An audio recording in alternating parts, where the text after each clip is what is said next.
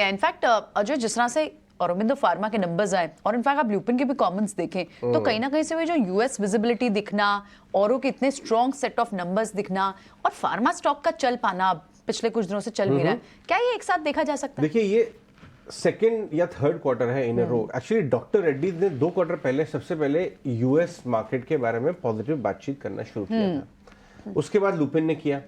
2 quarter हो गए जहां पे यूएस मार्केट में एक तो ग्रोथ आ रही है वापस। इनफैक्ट मैं किसी से बात कर रहा था, फार्मा क्षेत्र के बहुत बड़े मैन्युफैक्चरर हैं, यूएस में मैन्युफैक्चर करते हैं। वो कह रहे हैं हमारे तो बल्ले बल्ले हो रही है, भयंकर दीवारी हो रही है। तो मैंने पूछा क्यों? उन्होंने कहा साहब आपको पता नहीं, दवाइयों की इतनी मेजर शॉर्टेज हो गई है यूएस में। ओके। और शायद ये रीजन हो सकता है कि यूएस रेगुलेटरी जो एक एनवायरनमेंट है थोड़ा सा रिलेटिवली ईज हुआ है। Number 1। Number 2, numbers. Aurobindo pharma में जो एबिटा आया है ना, 1400 करोड़ का एबिटा आया है।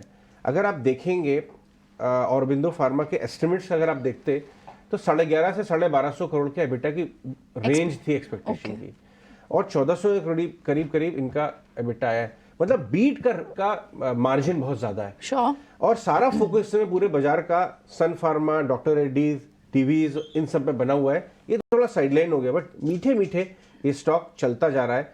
अब आप 6 महीने का ग्राफ लेके आए डाक्टर साहब, ये जो रेंज थी ये ब्रेक हो जाएगी, क्योंकि अभी और इस वाले नंबर्स के अंदर पीएलआई का इम्पैक्ट नहीं, जो 2 क्वार्टर बाद आएगा। इसमें रेवलमेड करके इनकी बहुत इंपॉर्टेंट दवाई है, उसका इम्पैक्ट नहीं। तो यार अपसाइड बन सकती है। 6 महीने का चार्ट है ना, 3 महीने का चार्ट लेके आइए। 3 महीने का ये 900-930 के बीच में कहीं ना कहीं अटक रहा था जी।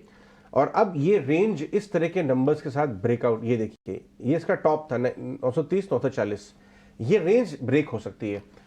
तो आप इस स्टॉक के ऊपर नजर बना के रखिए, सॉलिड नंबर्स, और इसके अब ये ब्रेकआउट जैसा दिखा सकता है। लेकिन हमारे साथ बासु मलिक जी भी आ चुके हैं, अभिषेक बासु मलिक, कोलकाता से। कोलकाता में बहुत ही शानदार आपकी दुर्गा पूजा होती है, दिवाली का उनसे माहौल लेते हैं। अभिषेक, गुड मॉर्निंग, शुक्रिया हमारे साथ बात करने के लिए। क्या माहौल है वहां पे कोलकाता में, बताइए। दिवाली की पूरी सजना धजना शुरू हो गया है अभी वहां पे, पूरे शहर भर में लाइट्स लगना शुरू हो गई है? एकदम। और कलकत्ता में एक्चुअली दुर्गा, जैसे आपने बताया, दुर्गा पूजा के टाइम से चालू होता है। हाँ, हाँ। और वो क्रिसमस के एंड में जाके खत्म होता है। तो वो पूरा शहर जो है पूरा सज धज के एकदम धमाकेदार दिवाली, उसके बाद सेंटा रैली।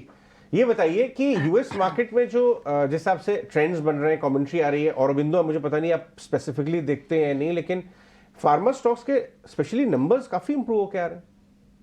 एकदम। और आपने जैसे कहा कि डॉक्टर रेड्डीज का कमेंट्री 1-2 क्वार्टर पहले से आया था ये, और यूएस में काफी शॉर्टेज है ड्रग्स की, और ये शॉर्टेज लास्ट 4-5 महीने से चल रहा है और आगे भी चलेगा।